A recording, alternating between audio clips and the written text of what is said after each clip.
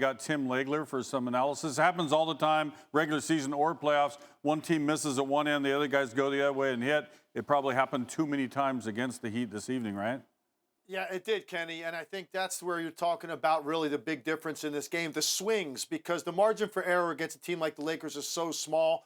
So when you work hard enough to get a clean look against a great defense, you've got to make a higher percentage than the Heat did, and it felt like every time they missed one of those good looks, it ended up with something great on the other end for the Lakers. Here are some examples. This is Tyler Hero. This is one of the guys you want taking that exact shot. Misses a wide open look in a one-point game. Come down the other way, swing the ball a little bit. Nice job by the Lakers being patient right here. But ultimately, this ball gets swung, and this is Alex Caruso. He's not as good a shooter as Tyler Hero, and that's actually a contested shot, but he bangs it. Here on the break, again, up 3. Man, to go up 6 right there is a huge swing. Instead, Crowder misses. You come the other way. Lakers swing the basketball, and you've got a wide open look on one end, and instead the Lakers move the basketball, and this is Morris with a contested 3 going the other direction.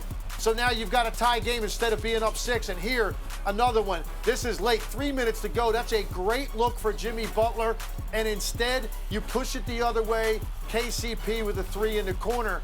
So for me, those swings are too much to overcome against a team like the Lakers because you have to work so hard to get space. It's so difficult to get to the rim because of the length of Anthony Davis that when you get an open look on the perimeter, you have to make a higher percentage than the Heat were able to tonight, and give the Lakers credit because they capitalized on virtually every one of those misses. After the first 2 losses, everyone from Miami was saying, we just got to play harder. Like they thought the effort level was what was missing. Lakers came in huge favorites to win this thing. Obviously, they're up 3-1, big favorites to finish them off.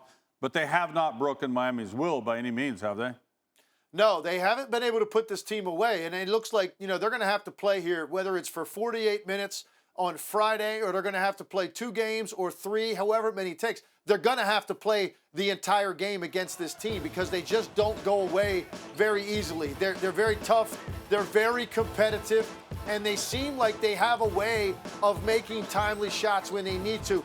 But what you're seeing right now, ultimately, in a 7-game series against a team like the Lakers, Kenny, you need all of your playmakers. And you can't really put a price tag on what Goran Dragic means to this team and his ability to control the basketball, make shots, and also make plays off ball screen. I think it's just put too much pressure ultimately on both Jimmy Butler and even on a guy like Tyler Hero, who's a rookie, who's going to be, I think, an all-star in this league, but it's an awful lot to ask on this stage to be efficient while you're doing it. This is where you miss another playmaker on the floor like Goran Dragic. So they're not going to go away. I just don't know if they have enough. I just don't think it's quite their time yet, even if they were at everybody at their full disposal, but certainly shorthanded against a team this good defensively. It's a tall order, but they're not going to go away easily, I can tell you that. There's a lot of grit on that team.